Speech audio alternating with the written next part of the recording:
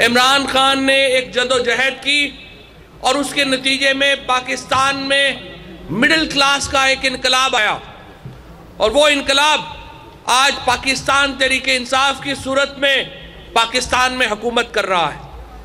मैं आप लोगों की तवज्जो इस तरफ दिलाना चाहता हूं कि पिछले 6 महीने में पाकिस्तान में क्या तब्दीलियां आई हैं। आप देखिए, जब इमरान खान पाकिस्तान के वज़ीर आज़म नहीं थे तो मशरक़े वुस्ता में पाकिस्तान की क्या हालत थी। आज पाकिस्तान मशरक़े वुस्ता के तनाज़ात में सबसे अहम किरदार अदा कर रहा है। पाकिस्तान का वज़ीर आज़म जब बात करता है तो चाहे अमेरिका जैसी सुपर पावर हो, चाहे सऊदी अरब जैसी मुआशी ताकत हो, चाहे यूएई और ईरान जैसी सियासी ताकतें हो, चाहे कतर हो, इमरान खान इस्लामाबाद में बात करता है और उस बात की गरज इन तमाम ममालिक में जाती है। ये आपकी ताकत है, ये आपकी दी हुई ताकत है कि आज अल्हम्दुलिल्लाह पाकिस्तान यमन और सऊदी अरेबिया के तनाज़े में भी अहम किरदार अदा कर रहा है। आज पाकिस्तान कतर में भी अहम किरदार अदा कर रहा है और तमाम मुमालिक पाकिस्तान की तरफ देख रहे हैं। तुर्की के तैयब एर्दोगान हो या कतर के खलीफा, यूएई के मोहम्मद बिन ज़ैद हो या सऊदी अरेबिया के मोहम्मद बिन सलमान या फिर ईरान की लीडरशिप, वो पाकिस्तान को एक अहम सियासी किरदार के तौर के ऊपर देख रहे हैं। ये इमरान खान की क़यादत है जिसने आज 6 महीने के पहले पाकिस्तान को एक मौसर ताकत बना करके दुनिया के सामने रख दिया है। जिंदाबाद। मैं आपकी तवज्जो इस तरफ भी दिलाना चाहता हूं कि एक गिरी हुई मईशत को लेके, एक बिल्कुल तबाहाल बैंकरप्ट इकोनॉमी को लेकर पाकिस्तान में जो हमें वर्षे में मिली, आपके सामने गुजरावाला में अरबार रुपया खर्च हुआ। पाकिस्तान के पिछले सालों में जितना कर्जा 10 सालों में पाकिस्तान को आया, वो 84% कर्जा है जो पाकिस्तान का 70 सालों में पाकिस्तान ने लिया। 60 सालों में हमने 16% कर्जा लिया था। इन 10 सालों में जो पीपल्स पार्टी और नून लीग ने लगाए, हमने 84% कर्जा लिया। और जब इनसे पूछो कि कर्जों के पैसे किधर गए तो कहते हैं जमहूरियत खतरे में आ गई। हालत इस अपोजिशन की ये है। इस अपोजिशन का किसी ने मुझे पूछा कि इसका क्या अपोजिशन का हाल है। मैंने कहा ये जो हमारी अपोजिशन की जमातें हैं, इनका हाल वही है जो जेल में होने वाली नमाज का होता है। कातिल अजान दे रहा होता है, डाकू अमामत करा रहा होता है और चोर सारे पीछे नमाजी। ये हमारी अपोजिशन है। और अब बड़ा अच्छा हो गया, हमें पहले पीपल्स पार्टी को और पीएमएलएन को अलग-अलग बताना पड़ता था। वैसे ये थे शुरू से ही एक, लेकिन अब ऑफिशियली भी माशाल्लाह एक हो गए। यहाँ पे गुजरावाला में मरियम बीबी ने खिताब किया था और आपके सामने कहा था कि जो वोट इमरान खान को डालोगे वो जरदारी के बैलेट बॉक्स से निकलेगी। तो पता यही चला कि मरियम बीबी नहीं, चोर पहले भी इकट्ठे थे, अब भी इकट्ठे हैं।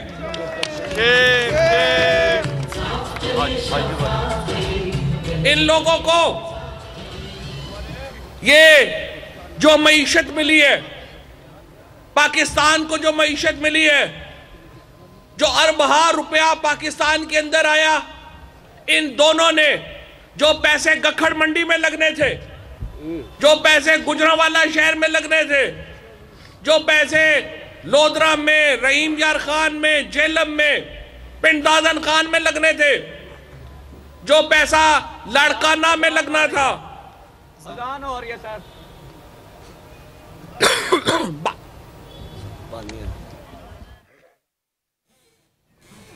फवाद चौधरी इस वक्त अवामी इज्तिमा से खिताब कर रहे थे गुजरावाला में। उन्होंने कहा कि इमरान खान इस्लाहात और मुझे आप बताइए कि इनका कौन जिम्मेदार है? ये जो पैसे 90 अरब रुपए का लड़काना पैकेज अनाउंस हुआ, पता चला 90 अरब रुपए के मालात दुबई में बरामद हो गए। पैसे माशाल्लाह सिंध के पैसा कराची से निकलता है, कराची से लड़काना के लिए निकलता है, पता चलता है लॉन्च में पैसा बैठा दुबई में निकल आया। पंजाब का पैसा लाहौर से निकलता है, लाहौर से निकलते हैं पता चलता है लंदन में वहां पे एवनफील्ड अपार्टमेंट्स की सूरत में वहां पे निकल आया।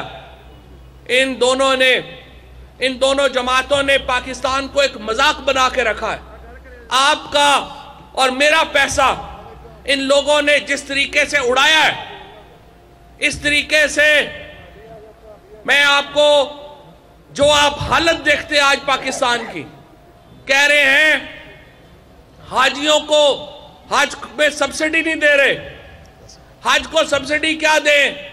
आपने गरीबों की जेबों में छोड़ा क्या है कि उनकी जेब से निकाल के हम दूसरे लोगों को सब्सिडी दे सके? आपने पाकिस्तान के लोगों के पास छोड़ा क्या है कि पाकिस्तान के लोग आज किसी की मदद कर सके जाके? हमारे आज वजीर आजम पाकिस्तान क्या कर रहे हैं? अपने वजीर आजम हाउस में नहीं रह रहे, वजीर आजम हाउस अपने बनीगाला में रह रहे हैं, तमाम खर्चा अपनी जेब से खुद दे रहे हैं।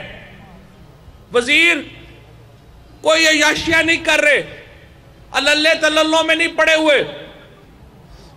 पूरी हुकूमत अपने आप को अवाम की जवाबदेह समझती है।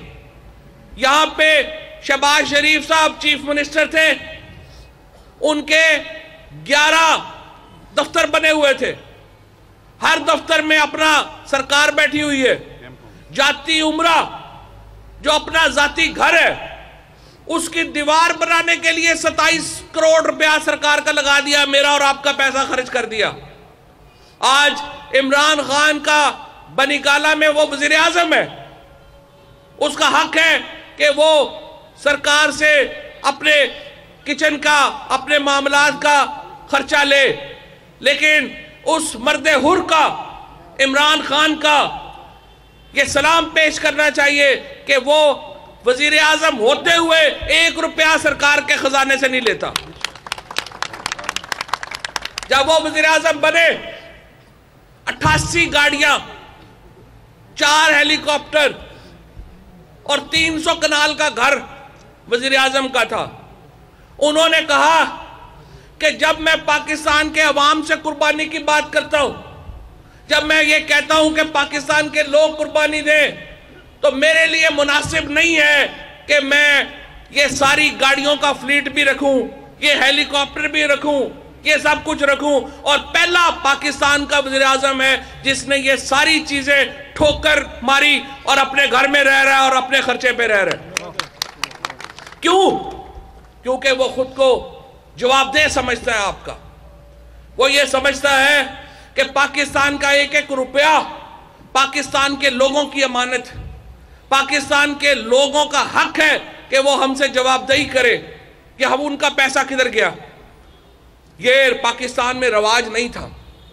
नवाज शरीफ साहब, जिनको आज पाकिस्तान के अस्पतालों में इलाज कराना पड़ रहा है, उनको पाकिस्तान के अस्पताल पसंद नहीं आ रहे। 30 साल आप वजीर आजम रहे, आपका छोटा भाई वजीर आला रहे, और उसके बाद आपको अपने अस्पताल पसंद ना आए। आपको पाकिस्तान के उन अस्पतालों का भी पता होना चाहिए जहां पे पाकिस्तान के आम आदमी का इलाज होता है। आपको तो अभी भी वीवीआईपी स्टेटस मिला हुआ है। जिस तरह की जेल नवाज शरीफ, शहबाज शरीफ, साद रफीक को मिली हुई है, आधे पाकिस्तानी कहेंगे हमें जेल में डाल दो। एक से भाई उठता है, वो कहता है मेरा प्रोडक्शन ऑर्डर जारी कर दो, प्रोडक्शन ऑर्डर जारी हो जाता है। वो 90 दिन के रिमांड में, सारी रिमांड जो है वो मिनिस्टर्स इनक्लेव में गुजार रहे हैं। साद रफीक को गिरफ्तार किया, पहले जमानत मिली रही, बाद में गिरफ्तार किया, वो भी जाके मिनिस्टर्स इनक्लेव बैठ गए। नवाज शरीफ साहब 4 दिन गिरफ्तार हुए, कहते मेरे दिल को कुछ हो गया, वो अब अस्पताल आ गए। तो मुझे बताइए, ये हमारी हुकूमत है, लेकिन सच्ची बात यह है कि गरीब के लिए कानून और है और अमीर के लिए कानून और है। और जब तक पाकिस्तान तहरीके इंसाफ यहां पर कानून गरीब और अमीर के लिए एक नहीं करेगी, यह हुकूमत का मिशन कामयाब नहीं होगा। अमीर आदमी जेल जा रहा है, नवाज शरीफ जैसा आदमी जेल जा रहा है, शहबाज शरीफ साहब जैसा आदमी जेल जा रहा है, पूरा जेल ही 5 स्टार होटल बन जाती है, या उनको उठा के 5 स्टार अस्पताल में डाल देते हैं। और कोई गरीब टांगे वाला पकड़ा जाए, उसके साथ जेल में जो होता है, कोई वसाइल के बगैर आदमी पकड़ा जाए, उसके साथ जो होता है, क्या मुझे और आपको नहीं पता क्या होता है? जब तक ये क्लास सिस्टम रहेगा, जब तक कानून की अमलदारी बराबर नहीं होगी, जब तक नवाज शरीफ, आसिफ जरदारी, साद रफीक और इनके दूसरे चमचे कड़छे, इनके साथ जेलों में वही सलूक नहीं होगा जो आम आदमी के साथ होता है, पाकिस्तान तहरीके इंसाफ की हुकूमत कामयाब नहीं हो सकती। चौधरी फवाद चौधरी फवाद चौधरी फवाद आई चौधरी फवाद चौधरी फवाद। मैं यहां पे ये भी बताना चाहता हूं कि पाकिस्तान तहरीके इंसाफ के यहां पे जो भी लोग हैं, वो अगर इलेक्शन नहीं भी जीते, अपने आप को कमजोर ना समझे। इंशाल्लाह पंजाब में भी आपकी हुकूमत है, वफाक में भी आपकी हुकूमत है, और इंशाल्लाह जो यहां पर लोग मौजूद हैं, इंशाल्लाह हम उनका ख्याल करेंगे। वो खुद को हुकूमत में समझे, वो खुद को इंशाल्लाह असम्बलियों में समझे, और तहरीके इंसाफ के जो वर्कर्स हैं गुजरावाला के, मैं उनको भी बताना चाहता हूं कि इंशाअल्लाह ताला इमरान खान आपके साथ खड़े हैं, पाकिस्तान की वफाकी काबीना आपके साथ खड़ी है, चीफ मिनिस्टर उस्मान बुज़दार आपके साथ खड़े हैं, और इंशाअल्लाह आपका जो हक है वो आप लोगों को मिल के रहेगा। बहुत शुक्रिया। बहुत